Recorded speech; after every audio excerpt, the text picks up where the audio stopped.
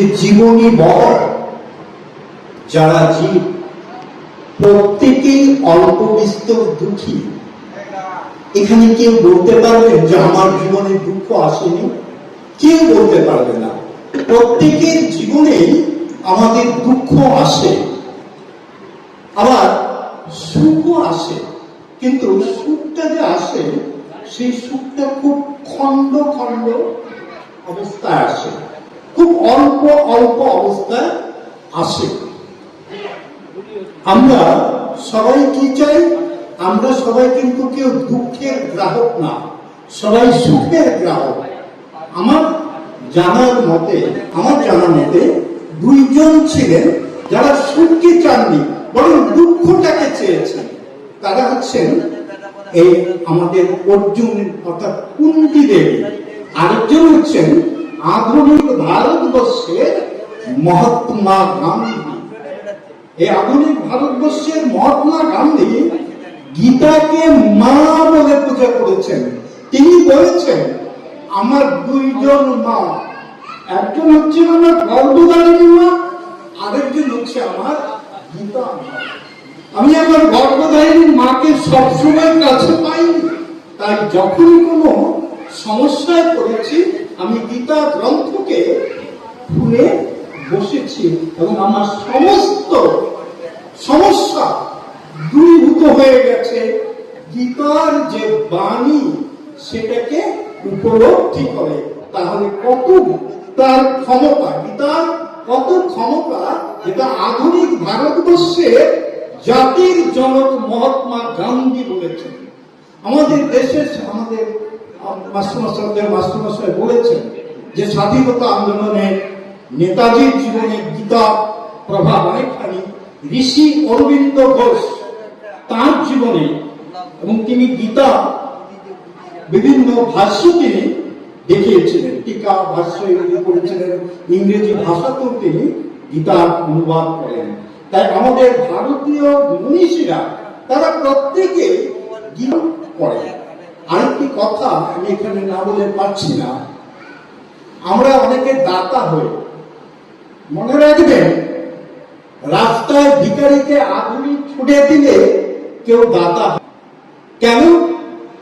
আমার খিদে পেয়েছে, আপনি কয়েকটি অন্ন আমাকে দিলেন, আমি সাময়িক আমার ক্ষুধা নিবৃত্ত হলো। আমার অসুস্থ হয়েছি, আমাকে চিকিৎসার জন্য কিছু পয়সা দিলেন, আমার চিকিৎসা হলো, কিন্তু আবার আমার ক্ষুধা লাগবে, আবার আমার অসুখ হবে। কিন্তু দেখুন, আজকের যে এই অনুষ্ঠান থেকে যে আপনারা যা নিয়ে আমাদের শ্রদ্ধেয় মাস্টারমশাই, তারপর এই মন্দিরের পূজারী, তারা পূজ্যপাঠ, তারা যে গীতা সম্বন্ধে বললেন, গীতা হচ্ছে ব্রহ্মবিদ্যা। গীতা তার প্রত্যেকটা অধ্যায়ের পরে, 18টা অধ্যায়ের পরে তার পরিচয় গীতা নিজে দিয়েছেন। গীতাসু উপনিষৎসু ব্রহ্মবিদ্যায় যোগশাস্ত্রে ও কৃষ্ণ অর্জুন সংবাদ, তারপরে এই অধ্যায়। তাহলে গীতা হচ্ছে কি? ব্রহ্মবিদ্যা। গীতা হচ্ছে যোগশাস্ত্র, যেটা ভগবানের সাথে মিল করে দেয়। তাহলে আমি আবার আগের কথায় যাচ্ছি যে দেখুন, আমাদের এই দুঃখকে, আমাদের যে রয়েছে, আমরা দুঃখকে দূর করব কি করে আমার তো জানা নেই। তাই বেদ শাস্ত্র বলেছেন, প্রত্যেককে ডেকে ডেকে তিনি বলেছেন, কোন জাতি ধর্ম বর্ণ নির্বিশেষে তিনি ডেকে বলেছেন। বেদ বলেছেন শৃণ্বন্তু বিশ্বে অমৃতস্য পুত্র, অমৃতের পুত্র সকল তোমরা শোনো। কি বলছেন? নাল্পে সুখমস্তি, অর্থাৎ অল্পে সুখ নেই, অল্পে সুখ নেই। আমাদের জীবনে সুখ আসে, অল্প অল্প অল্প করে আসে। তাহলে সুখ কোথায়? বেদ বলে দিয়েছেন যদ্যই ভূমা তত্র সুখম, অর্থাৎ যেখানে ভূমা তত্র সুখম, সেখানেই সুখ। ভূমা কি? ভূমা হচ্ছে সবচাইতে বড়, অর্থাৎ ব্রহ্ম। এইবার আসলে আমরা ব্রহ্মে, এই ব্রহ্ম, এই ব্রহ্ম যখন ভক্তের সাথে মিলিত হয় তখন তিনি হয়ে যান ভগবান। তাই যারা জ্ঞানী তারা এই ভগবানকে বলছেন ব্রহ্ম, ভক্তরা বলছেন ভগবান, আর সাধু সন্ন্যাসীরা বলছেন তিনি হচ্ছেন পরমাত্মা। সেই পরমাত্মার অংশ আমার মধ্যে আছে, আমি হচ্ছি আত্মা। তাই দেখুন ভগবান, ভগবান এই কথাটা বুঝতে হবে আগে। ভগবান শব্দের অর্থ কি? ভগবান শব্দের অর্থ হচ্ছে, সন্ধি করলে বুঝতে পারবেন, মাস্টারমশাই আছেন, ভগ যোগ বান, ভগবান। এখন ভগটা কি? এখন দেখুন বান, বান মানে আছে, অর্থাৎ অধিকারী। যেমন ধরুন বলবান, যার বল আছে। যেমন ধরুন অর্থবান, যার অর্থ আছে। আপনি যদি অর্থবান, তাহলে ইউ হ্যাভ মাচ মানি, অর্থাৎ আপনার অনেক টাকা পয়সা আছে, তাই আপনি অর্থবান। তো ভগবানটা কি? ভগবানটা হচ্ছে ভগ আছে যা। এখন ভগটা কি? ভগটা হচ্ছে সর ঐশ্বর্য। ভগবানের ছয়টা ঐশ্বর্য থাকবে। কি কি সেই ঐশ্বর্যগুলি? সর ঐশ্বর্যের মধ্যে ঐশ্বর্য, ঐশ্বর্যটা হচ্ছে সম্পূর্ণ ঐশ্বর্য। আপনার অল্প ঐশ্বর্য আছে, আপনি ভগবান। যিনি সমস্ত ঐশ্বর্যে মালিক, তার সম্পূর্ণ ঐশ্বর্য থাকবে, তার বীর্য থাকবে, তার বৈরাগ্য থাকবে, তার সৌন্দর্য থাকবে, তার জ্ঞান থাকবে। তবে জ্ঞান তো আমাদের আছে না। পূর্ণ জ্ঞান, পূর্ণ বৈরাগ্য, পূর্ণ যশ, পূর্ণ বীর্য, পূর্ণ ঐশ্বর্য যার আছে তিনি ভগবান, তিনি ভগবান। তাহলে এটা কার মধ্যে পাওয়া যায়? শ্রীকৃষ্ণের মধ্যে পাওয়া যায়। এটা এক নম্বর প্রমাণ শ্রীকৃষ্ণ যে ভগবান। দুই নম্বর দেখেন, আপনি হয়তো বিশ্বাস করলেন না, আপনি বললেন আমি মানে নেব শ্রীকৃষ্ণ ভগবান, বলে মানব না। বলে ভাগবতে লেখা আছে কি? কৃষ্ণস্তু স্বয়ং ভগবান, যে কৃষ্ণই হচ্ছেন স্বয়ং ভগবান। বলে কৃষ্ণস্তু স্বয়ং ভগবান, এটা আমাকে বিশ্বাস করতে হবে। কেন বিশ্বাস করবো? কে বলছে? বলে বলছে এমন লোক বলছে যার কথা বিশ্বাস করতে হবে। বলে বিশ্বাস করলাম না। বলে সেটা তো আপনার পূর্ণ অধিকার আছে। এখানে মাস্টারমশাই বসে আছেন। এখন আমি যদি প্রশ্ন করি, মাস্টারমশাই সূর্য পৃথিবীর চাইতে কত গুণ বড়? কত গুণ বড় বলুন? সূর্য পৃথিবীর চাইতে কত লক্ষ গুণ বড়? আপনি মাপছেন? মাপেন না। আপনি যেখান থেকে বইটা আনছেন সেই লোকটা কি মাপছে? মাপে না। যিনি বইটা বিক্রি করলেন তিনি কি মাপছেন? মাপেন না। যে ছাত্রের বাবা বইটা কিনে আনছে তিনি কি মাপছেন? না। তাহলে কার কথা বিশ্বাস করলেন? সূর্য পৃথিবীর থেকে 13 লক্ষ গুণ বড়। কার কথা বিশ্বাস করলেন? বলে বিশ্বাস আছে। একে গ্যালিলিও, কোপারনিকাস, আর্যভট্ট তারা বলেছেন। তাহলে কৃষ্ণস্তু স্বয়ং ভগবান, এই কথাটা কে বলেছেন? এই কথাটা বলেছেন শ্রীকৃষ্ণ দ্বৈপায়ন ব্যাস। ইনি সাধারণ লোক নন। তার নাম কি? এক কথা আমরা বলি বেদব্যাস। ব্যাস শব্দের অর্থ কি? এই ছোট্ট,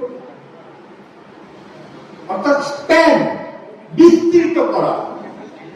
একটি বেদ, ঋগ্বেদ, সেটাকে 4টি বেদ করে, অষ্টাদশ পুরাণ করলেন। গীতা শুধুমাত্র 1টি শ্লোক, অশোচনান্য সূত্রস্তম তদ্ভাবাদংশ ভাষসে। এই যে শ্লোকটি, এই শ্লোকটি দিয়ে 700 শ্লোক তৈরি করলেন। ভাগবতে, ভাগবত 4টি শ্লোক, চতুশ্লোকী ভাগবত। এই চতুশ্লোকী ভাগবত দিয়ে তিনি 18,000 শুধুমাত্র আমাদের কথা না, বিদেশে যখন ব্যাসদেব সম্বন্ধে আলোচনা হলো, তখন ব্যাসদেব কে বললেন, বিদেশিরা, আমরা বুঝছি না, ইংরেজদের একটা সভা হয়েছিল, সেখানে বলছিলেন ব্যাস is Wordsworth of the world, অর্থাৎ এই ওয়ার্ডসওয়ার্থেরও আগে তার সাথে তুলনা করেছেন। অথচ আমরা ভারতবাসী, আমরা ব্যাসদেব সম্বন্ধে জানি না। এটাই আমাদের বোধহয় দুর্ভাগ্য, যেটা মাস্টারমশাই বারবার আলোকপাত করেছেন, যে আমাদের হয়তো এটাই দুর্ভাগ্য যে আমরা ব্যাসদেব সম্বন্ধে জানি না। তাই ব্যাসদেব কি বলেছেন? ভগবান শ্রীকৃষ্ণ। তাহলে আমাদের আর কোন রকম কারো কোন সন্দেহ রইল যে ভগবান শ্রীকৃষ্ণই হচ্ছেন।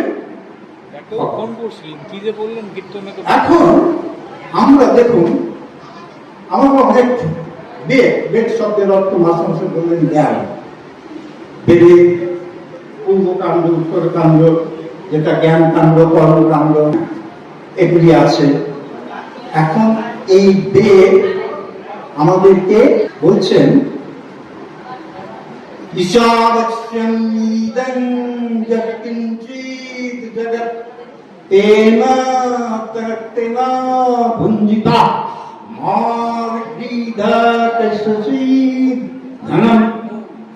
আমাদের ধর্মশাস্ত্র কিন্তু হচ্ছে বেদ।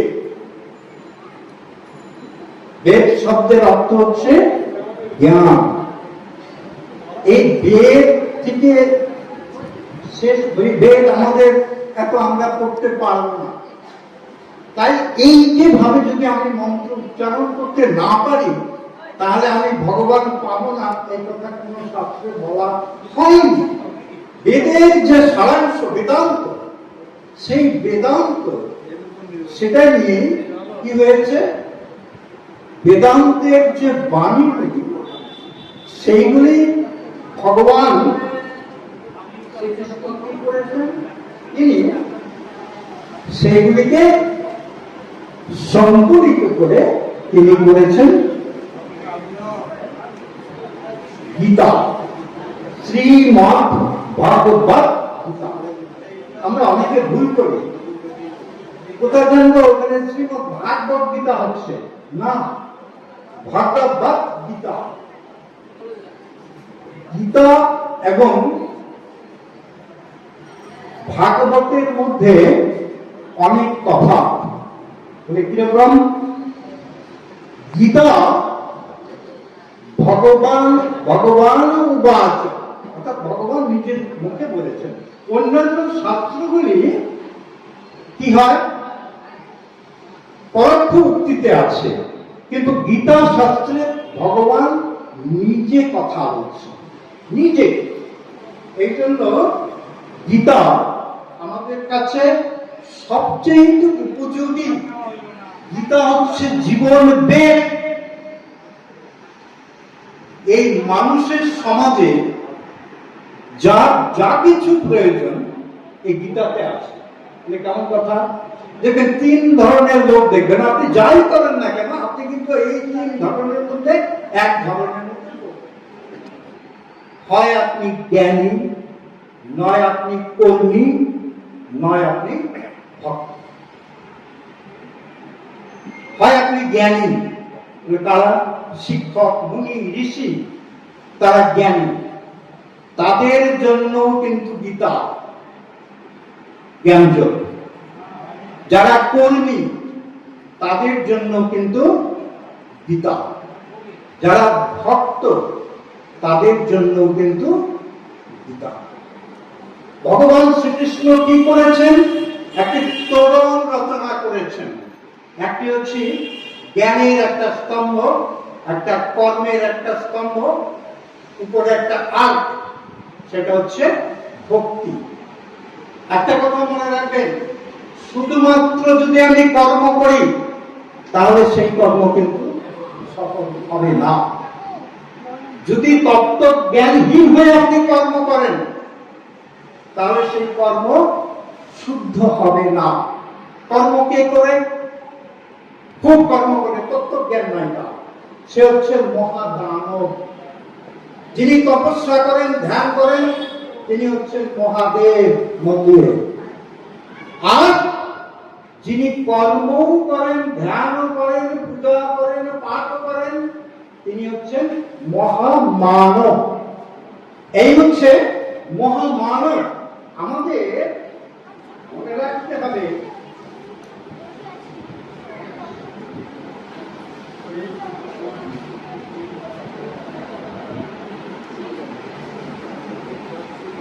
মনুষ্যত্ব অর্জন। প্রথমে আমাদের কি অর্জন করতে হবে? মনুষ্যত্ব অর্জন করতে হবে। শাস্ত্র কি বলেছেন? অহিংসা সত্যমেস্তং সত্যং সংযমেব চ এতৎ সমঞ্চিতং ধর্মস্য পঞ্চলক্ষণম। ধর্ম ধাতু থেকে এসছে ধর্ম। আপনার ধর্ম মনুষ্যত্ব ধর্ম, কুকুরের ধর্ম কুকুরের ধর্ম, অগ্নির ধর্ম বাঘ, জলের ধর্ম বোতলে আছে স্পঞ্জ থার্স্ট, পিপাসা নিবৃত্তি। প্রত্যেকেরই ধর্ম আছে। তাই মানুষের ধর্ম কি? মানুষের ধর্ম হচ্ছে মনুষ্যত্ব। মনুষ্যত্ব অর্জন কি করে করব?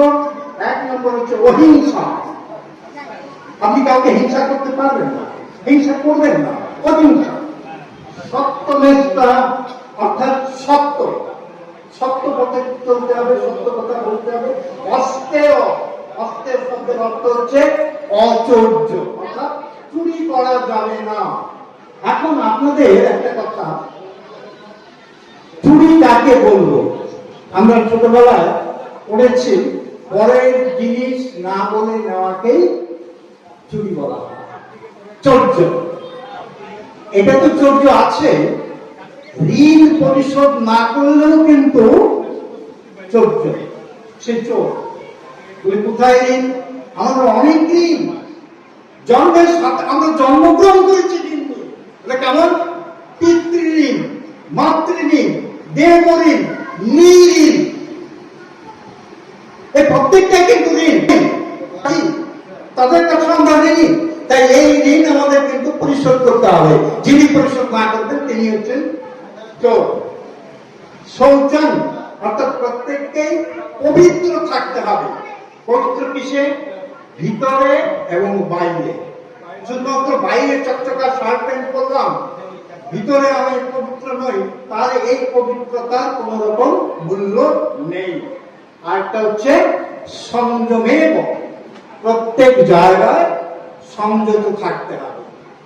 আপনাকে প্রমাণস্বরূপ কাউকে কায় মন বাক্যে আঘাত করা যাবে না। আপনাকে চিন্তা করতে হবে, এই কথাটি আমি যদি উনাকে বলি তাহলে উনি কতটুকু আঘাত পাবেন। নিজেকে প্রমাণস্বরূপ ধরুন। কিভাবে? যদি অন্য কেউ আমাকে এই কথাটা বলে তাহলে আমি কতটুকু আঘাত পাব, তখন আমাকে এই চিন্তা করে আমাকে সংযত হতে হবে। এখন এই গীতা, এই গীতা দেখুন, এই গীতা সম্বন্ধে বিভিন্ন রকম তর্ক বিতর্ক আমরা করলেও করতে পারি, কিন্তু এটা তর্কের বিষয় না। এটা সঞ্জয়, যদি আমাদের সময় থাকে আমি আলোচনা করব, তিনি শেষ অধ্যায়, দ্বাদশ অধ্যায় দিয়ে সমস্ত কিছু একসাথে সমন্বয় করে দিয়েছেন সঞ্জয়, যিনি গীতা বলছেন।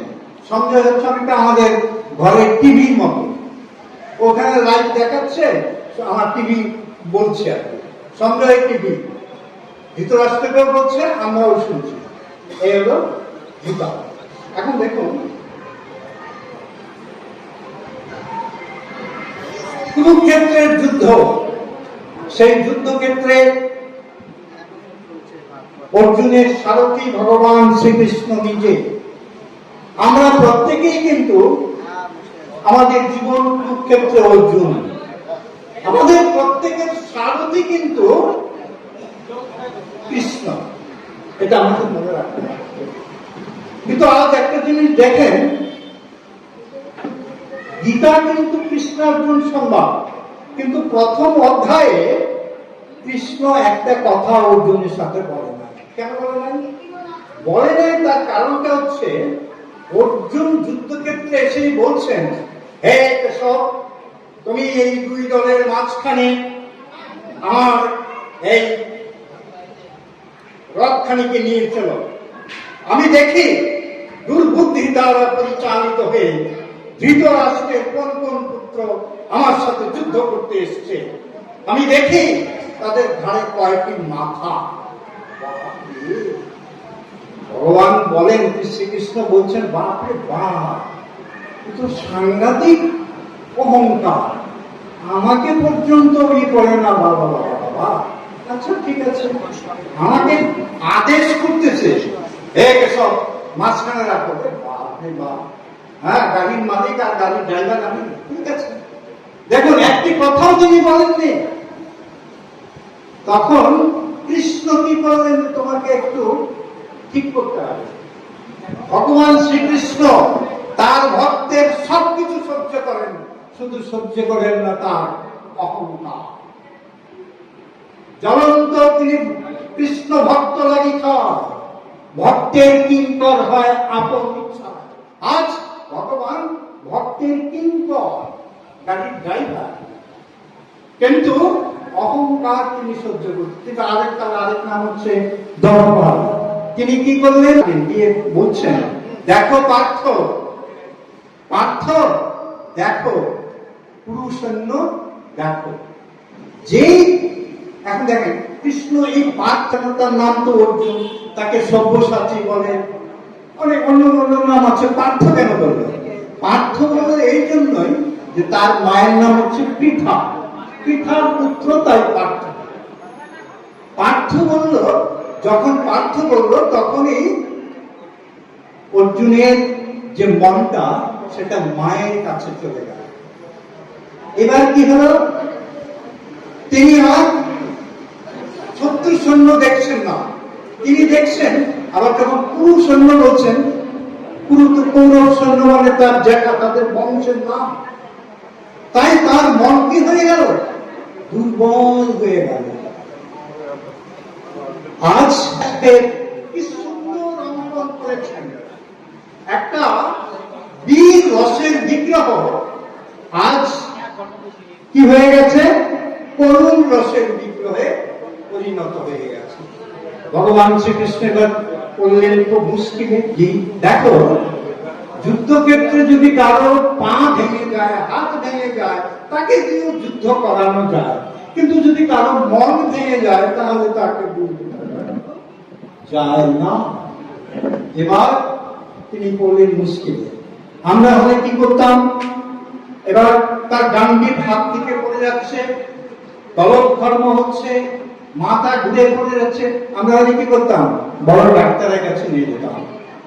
কিন্তু কৃষ্ণ কি করলেন, কতগুলি তত্ত্ব, বেদ উপনিষদের কথা তাকে পরিবেশন করলেন। আত্মতত্ত্ব, গীতার মধ্যে আত্মতত্ত্ব, তারপরে ব্রহ্মতত্ত্ব, বিভিন্ন রকম তত্ত্ব তিনি বললেন।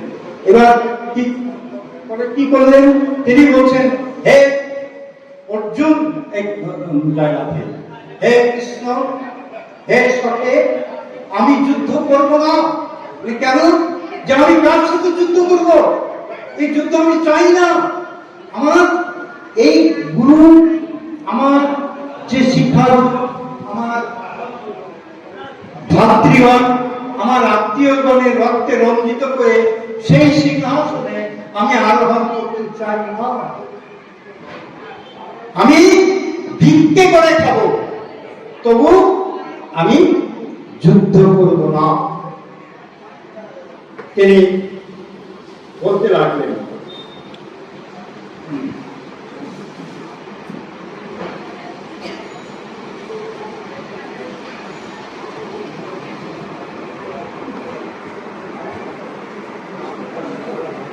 এবার কৃষ্ণ তাকে বললেন যে তিনি তার রোগটা কৃষ্ণ ধরতে পারলেন, যেটা গীতার ভাষায় এই রোগটার নাম হচ্ছে কর্মরস তীব্র জ্ঞান অজ্ঞান সম্মোহন।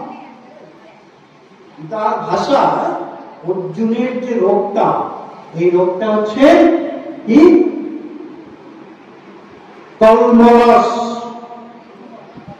অজ্ঞান সম্মোহন, তীব্রতা। বলছেন তুমি কি বলছো? এবার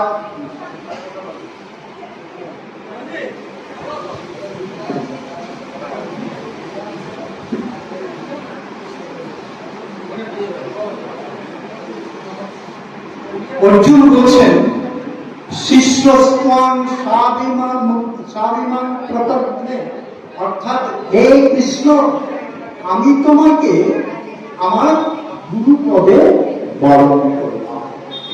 হে জগৎ গুরু, তুমি আমাকে বলে দাও আমার কি কর্তব্য, আমি কি কর্তব্য বিমূঢ়। কৃষ্ণ বললেন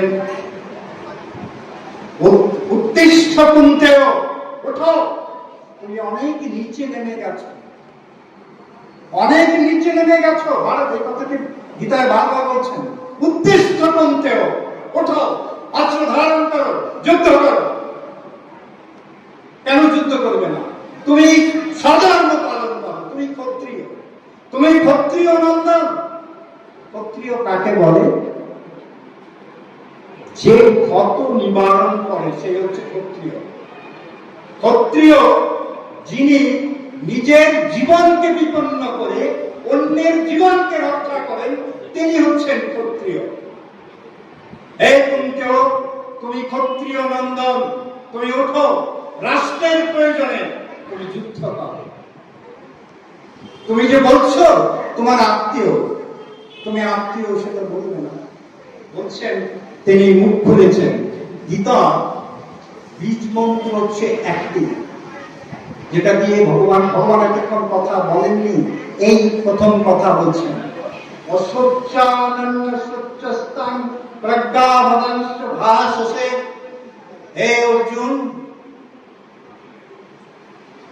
যার জন্য শোক প্রয়োজন নয় তার জন্য তুমি কি করছো? তার জন্য তুমি শোক করছো। এটাই হচ্ছে অর্জুন বিষাদ যোগ।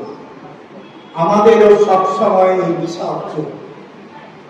আমরাও জানি না, সংসারের সামান্যতম জিনিস হারিয়ে গেলে কাঁদি। পিতৃবিয়োগের সময় কেঁদেছি, মাতৃবিয়োগের সময় কেঁদেছি, বন্ধু বিয়োগের সময় কেঁদেছি, কর্ম ত্যাগ করবার সময় কেঁদেছি। কিন্তু এগুলি তো কাঁদবার জিনিস না, এগুলি অসহ্য, এগুলিকে দাম দেওয়ার প্রয়োজন নেই। কিন্তু যার জন্য প্রকৃত কান্না করার, তার জন্য কিন্তু এক ফোঁটা জল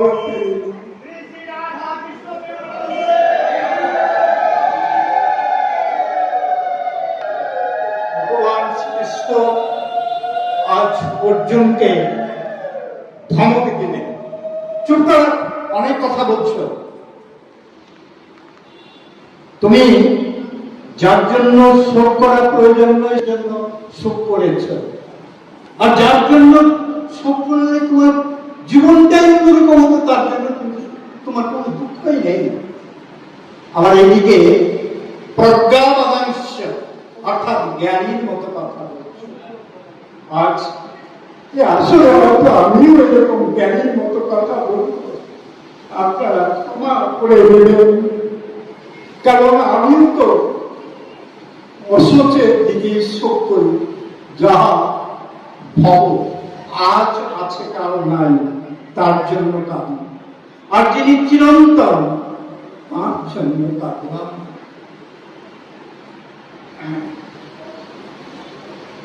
ভগবান, আমি সংক্ষেপ করব। তিনি বলছেন যে গীতার কথা, ভগবান সবসময় আপনার সান্নিধ্যে আছে। ভগবানকে ডাকলেই পাওয়া যায়। বলে ভগবানকে ডাকলেই পাওয়া যায়। আমি তো বাংলায় কথা বলি, ভগবান এই পৃথিবীর কত ভাষা তিনি সব জানেন উনি, বলে না জানলেও জানেন। বলে কি করে? ভগবান ভক্তদেরকে বলেছেন কি, মন্মনা ভগবত ভক্তা মজ্জাতি মন নমস্কুরু।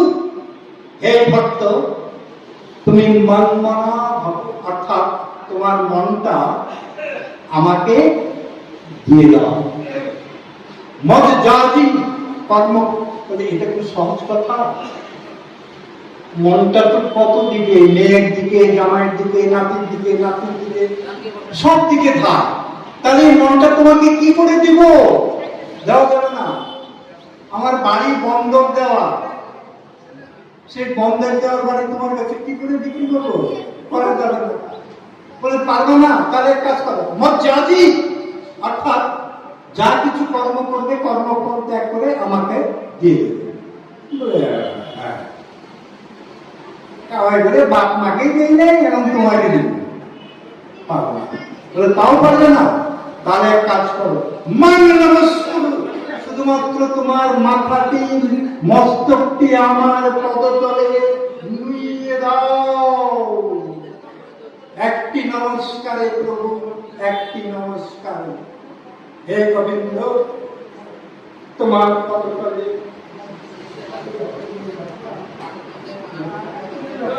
অচ্যুত।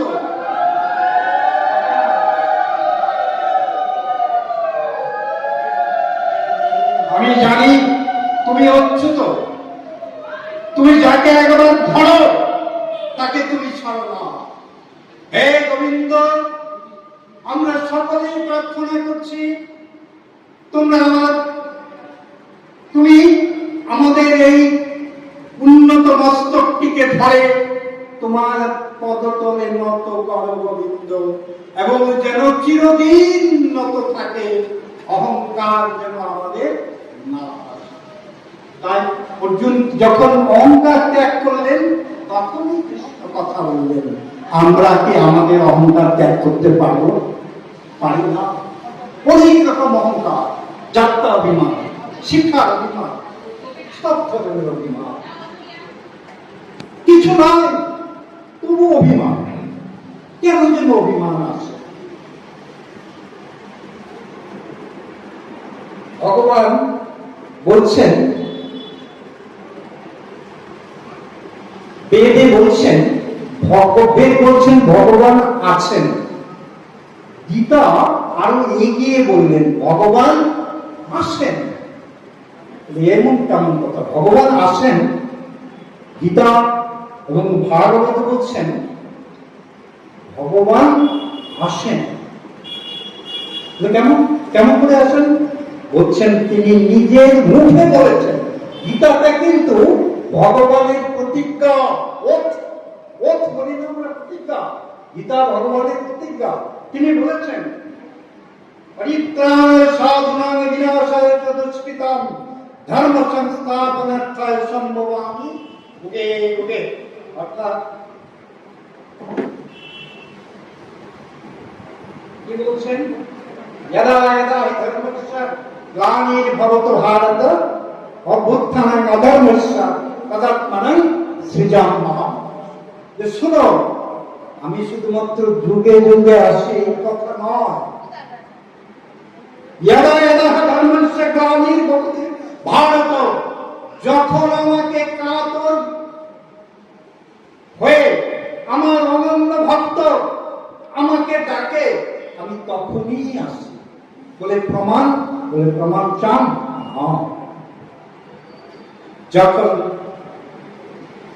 কৌরব রাজসভায় দ্রৌপদী ক্রন্দন করছেন, দ্রৌপদী বস্ত্রহরণ করলেন, বারবার দ্রৌপদী ভীষ্মের কাছে গিয়ে বলছেন, ভগবৎপিতামহ, তোমার বংশের কোন মধুর লজ্জা ভুল লুণ্ঠিত হয়ে যাচ্ছে, তুমি রক্ষা করো। ভীষ্ম দ্রোণাচার্যের কাছে গেলেন, কৃপাচার্যের কাছে গেলেন, ধৃতরাষ্ট্রের কাছে গেলেন, বিরুদ্ধ সবাই। এবার দ্রৌপদী এক হাতে বস্ত্র ধরে আছেন, আর এক হাতে ডাকছেন হে কৃষ্ণ, হে কৃষ্ণ সাথে আমাকে আমার লজ্জা রক্ষা কর। আসে না। যেই মুহূর্তে তিনি দুই হাত ছেড়ে দিয়ে বলছেন কৃষ্ণায় বাসুদেবায় হরে পরমাত্মনে প্রণত ক্লেশনাশায় গোবিন্দায় নমো নমঃ। হে গোবিন্দ, তুমি ছাড়া আমার কেউ, তুমি আমাকে এই লজ্জা থেকে রক্ষা করো। সঙ্গে সঙ্গে তিনি এই বসনের মধ্যে প্রবেশ করলেন। অর্থাৎ ভগবান যখনই তার অনন্য ভক্ত কি হতে হবে? অনন্য হতে হবে। অর্থাৎ তার অন্য কোনো পথ নেই, থাকলেও তিনি অন্য কোনো পথকে তিনি অবলম্বন করছেন না। সেটা হচ্ছে অনন্য ভক্ত। এই অনন্য ভক্ত হয়ে যদি কেউ তাকে ডাকে তাহলে তিনি তাকে নিরাশ করেন না। এটা তিনি নিজের মুখে বলেছেন, আমার কথা নয়। এই হচ্ছে আমাদের গীতা, এই হচ্ছে আমাদের ভগবান শ্রীকৃষ্ণ। তাই তার স্মরণে যাব না তো কার স্মরণে যাব? প্রথমে বলেছিলেন যে এমন দয়াল ঠাকুর কার স্মরণে যাব না তো আমরা কার স্মরণে যাব? তিনি এই গীতাতে বলেছেন অর্জুন, তুমি আমার হয়ে ঢাক ঢোল ঢক্ক নিনাদ করে জগতে জানিয়ে দাও, না মে ভক্ত প্রণশ্যতি, আমার ভক্ত কোনদিন বিনাশ নেই। যে একবার আমার শরণাপন্ন হয়েছে, এখন দেখবেন আমি এইখানে গুরু তত্ত্ব চলে আসে। ভগবান অর্জুন ভগবানকে গুরু পদে বরণ করেছেন। আমাদের প্রত্যেকে এই সংসার যুদ্ধ ক্ষেত্রে আমরা কর্মই করি, ভজনই করি, যাই করি না কেন, আমাদের কিন্তু গুরু প্রয়োজন। এখন গুরু বলে স্কুলের গুরু তো গুরু, হ্যাঁ স্কুলের গুরু গুরু, স্কুলের মাস্টারমশাই গুরু, পিতা গুরু, মাতা গুরু, সবাই গুরু। গুরুজন, গুরু কাকে বলবো? যিনি আমার কল্যাণ চিন্তা করেন, তিনি হচ্ছেন আমার গুরু। আমার থেকে যারা বড় জ্যেষ্ঠ, তিনি আমার কল্যাণ চিন্তা করেন, তিনি আমার গুরু। কিন্তু এই যে পথটা, পরাবিদ্যা, এই যে ধর্মের পথ, ভজনের পথ, এই পথে একজন আপনার সদ্গুরু প্রয়োজন। এই গীতা থেকেই কিন্তু গুরু পাওয়া যায়। অর্থাৎ গুরু ব্যতীত আপনি কিন্তু কিছু করতে পারবেন না। আপনি যখন কিংকর্তব্য বিমূঢ় হয়ে যাবেন, আপনার গুরুদেব আপনাকে পথ দেখায়। তাই আমাদের প্রত্যেকেরই সদ্গুরুর আশ্রিত হওয়া উচিত এবং আমরা প্রত্যেকে সদ্গুরুর আশ্রয় নেব। গীতা গ্রন্থটা খুবই একটা ক্ষুদ্রায়তন বলবো আমি, বেশি বড় নয়, ক্ষুদ্রায়তন গ্রন্থ। কিন্তু এই গ্রন্থখানি কিন্তু আন্তর্জাতিক মানে। গীতা গ্রন্থ ক্ষুদ্রায়তন কিন্তু আন্তর্জাতিক মানে। বলে কেন আন্তর্জাতিক? যে গীতা কোন দল তৈরি করেনি। গীতা গ্রন্থ হিন্দু, মুসলমান, বৌদ্ধ, খ্রিস্টান সকলেই কিন্তু এই গ্রন্থ পড়তে পারেন। ভগবান শ্রীকৃষ্ণ অর্জুনকে বলেছেন কুরুক্ষেত্রের যুদ্ধে। কিন্তু গীতার যে তত্ত্ব, গীতার তত্ত্ব কিন্তু স্থান কালের ঊর্ধ্বে। কেমন? এটা ভগবান শ্রীকৃষ্ণই বলেছেন যে অর্জুন, এই তত্ত্ব আমি পূর্বে বিভীষণকে দিয়েছিলাম, সে তার পুত্র মনুকে দিয়েছিল। তারপর সেই জ্ঞান তত্ত্ব চলে আসে কোথায়? ইক্ষ্বাকুর কাছে। এইভাবে রাজস্বী পরম্পরায় সেই জ্ঞান চলে আসছে। এবার অর্জুন কি বলছেন? অর্জুন বলছেন, হ্যাঁ তুমি একটা কথা বললা, তুমি আমি সমসাময়িক, আর তুমি বিভীষণকে, সূর্যকে বলেছ, সূর্য এখানে হচ্ছে একটা বংশের নাম। হ্যাঁ, বিভীষণ, ইক্ষাকু, এরা কি আজকের লোক? তুমি ওদেরকে বলেছ। তখন ভগবান শ্রীকৃষ্ণ বললেন যে, শোনো অর্জুন, তোমার আমার এই যে জন্মের আগে বহুবার আমাদের জন্ম হয়েছে, তোমার সেগুলি মনে নেই, কিন্তু তোমার জন্য এবার ভাবতে পারেন যে অর্জুন হয়তো কৃষ্ণের জন্মটা আর নিজের জন্মটা এক করে ফেলবেন। তখন তিনি বলবেন যে, দেখো, মম জন্মানি কর্মানি দিব্যাচ, অর্থাৎ আমার জন্ম এবং কর্ম দুটি দিব্য। দিব্য কি? দিব্য শব্দের অর্থ কি? যেটা অপ্রাকৃত সেটা হচ্ছে দিব্য, আর যেটা প্রাকৃত এটা হচ্ছে আমাদের। আমাদের দেহটা, আমাদের জন্ম আছে, আমাদের পিতা মাতার মিলনে আমরা দেহ পেয়েছি, কিন্তু ভগবানের ক্ষেত্রে কিন্তু তা নয়। ভগবান বলছেন, আমার দেহ দিব্য, আমার নিজস্ব কোনো কর্ম নেই, আমার যেটা কর্ম তোমরা মনে করো সেটা হচ্ছে আমার লীলা, তোমার যেটা কর্ম সেটা হচ্ছে আমার লীলা, আর আমার দেহটা হচ্ছে দিব্য। এই হচ্ছেন আমাদের ভগবান শ্রীকৃষ্ণ। এই গীতা গ্রন্থটা এত মর্যাদা কেন? বলছেন শাস্ত্রকাররা বলছেন, মহাজন বাক্য, গীতা সুগীতা কর্তব্য কিমুন্নয়ী শাস্ত্র বিস্তরে ব্যাসেন পদ্মনাভস্য মুখপদ্ম বিনিশ্রিতা। বলছেন এই গীতা হচ্ছেন পদ্মনাভস্য মুখ বিনিশ্রিতা, অর্থাৎ তার পদ্মনাভের মুখ থেকে নিঃসৃত। তাই এই গ্রন্থ হচ্ছে সর্বোত্তম গ্রন্থ। এই গ্রন্থ যদি কেউ পাঠ করেন, অনুধাবন করেন, তাহলে তার অন্য কোনো শাস্ত্রের প্রয়োজন পড়ে না। এখন যদি আপনি পড়ে, যদি আপনি মনে করেন গীতার মধ্যে মনমনা ভক্ত আপনি কিন্তু পাবেন না, আপনি গীতার মধ্যে কোনো মূর্তি পাবেন না, কিন্তু ভাগবতে কিন্তু আপনি মনমনা ভক্ত পাবেন। বলে কারা? সেই গোপী লীলা, রাধা রানী, অষ্টসখী, তারা হচ্ছেন মনমনা ভক্ত। তাই আমরা গীতার যে মন্ত্রগুলি, সেই মন্ত্রগুলির মূর্তি পাই হচ্ছে ভাগবতে। বুঝা গেল? এবার বলছেন যে পদ্মনাভের মুখনিসৃত বাণী কেন?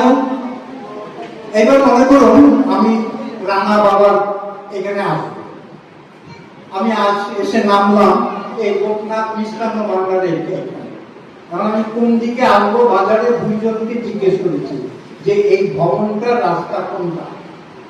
তো একজন বললো কি এইদিকে যান, একজন বললো মন্দিরের পাশ দিয়ে যান।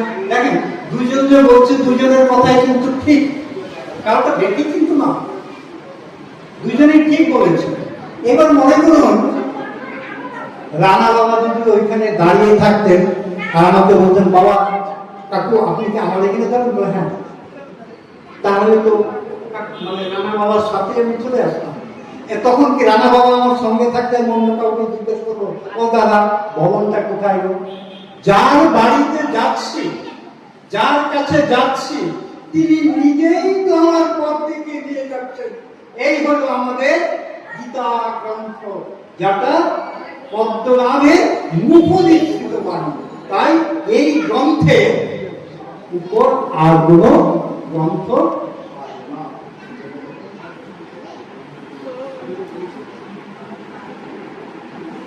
এই যে 18টি অধ্যায়, 18টি অধ্যায় যেন আজ কি হয়েছে, শ্রুতি গাবি আর স্মৃতি গীতামৃত পরিণত হয়েছে। শ্রুতি কি?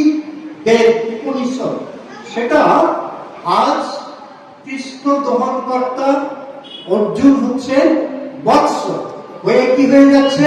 শ্রুতি গাভী আজ দুগ্ধে পরিণত হচ্ছে। আজ এই 18টি সিঁড়ি বেয়ে এই দুগ্ধ বেয়ে চলছে। এই দুগ্ধ পান করছেন কারা? সুধী জনেরা। এই দুগ্ধ পান করছেন সুধী জনেরা।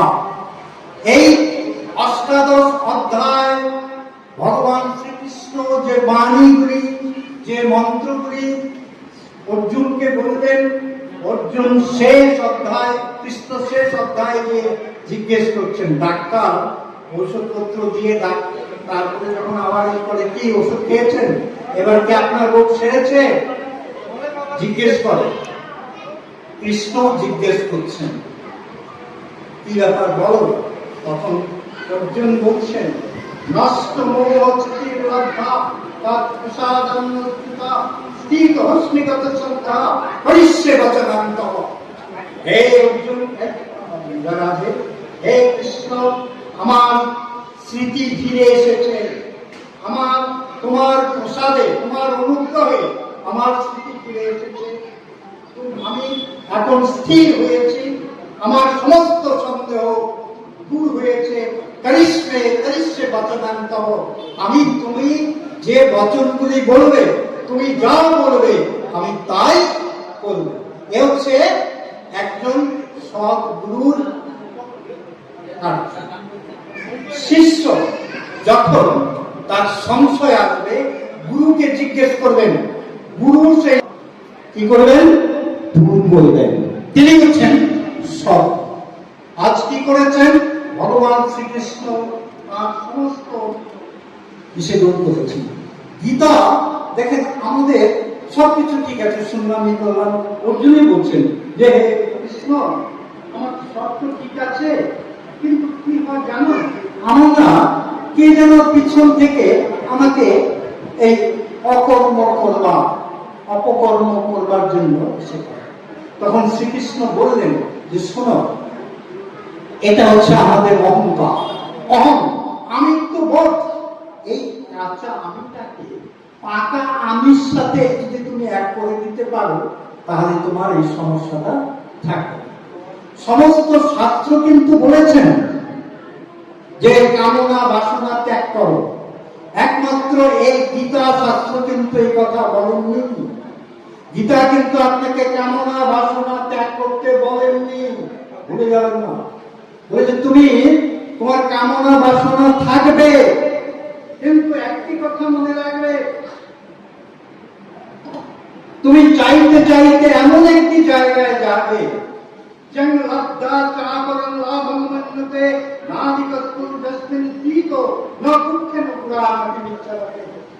হে অর্জুন, তুমি পেতে পেতে পেতে পেতে এমন একটি জিনিস পাবে, তখন মনে হবে যে আর অন্য কোন জিনিস আর আমার প্রয়োজন নেই।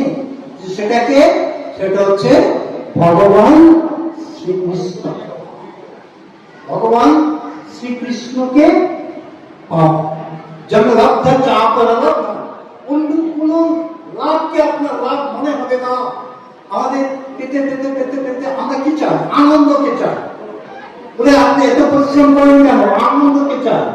বলে আনন্দকে, ভগবানই হচ্ছেন সচ্চিৎ আনন্দ। ভগবান শ্রীকৃষ্ণই হচ্ছেন সচ্চিৎ আনন্দ।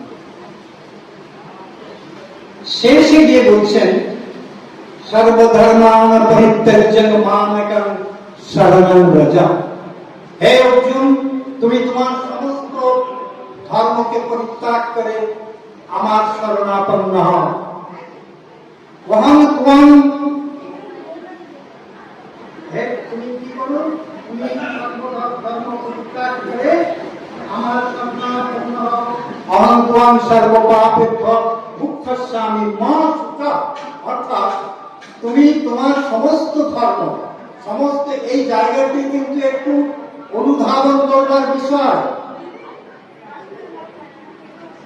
ব্যাপারটা হচ্ছে সর্বধর্মান।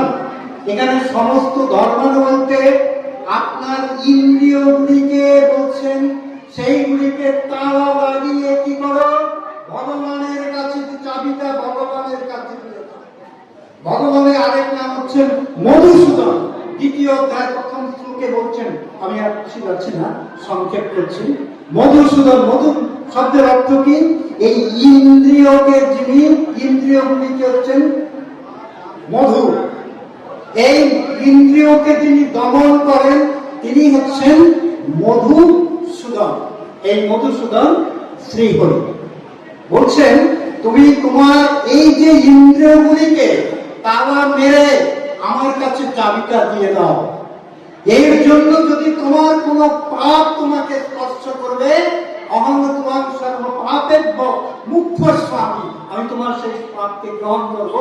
মা সূত্র, মা অর্থ এখানে কিন্তু মাদার নয়, মা সূত্র, মা শব্দ অর্থ হচ্ছে না, অর্থাৎ তুমি এর জন্য দুঃখ করিও না।